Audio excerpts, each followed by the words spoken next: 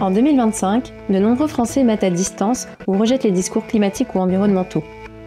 Pourtant, les impacts du changement climatique sont déjà là. Les maisons se fissurent, les forêts dépérissent, l'érosion grignote nos côtes. Chez Conséquence, on essaie de monter des campagnes sur les réseaux sociaux.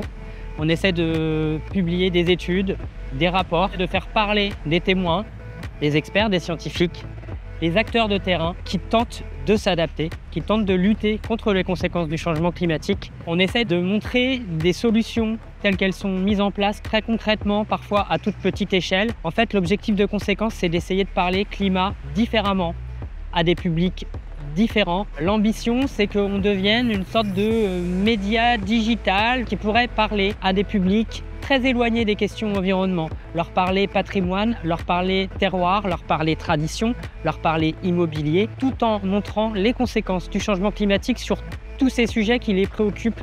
Je souligne l'aspect local des campagnes de Conséquence parce que pour parler au public qui ne se sentent pas concernés par des questions très globales comme le changement climatique, on estime qu'il faut se rapprocher de ces personnes et aller dans les territoires.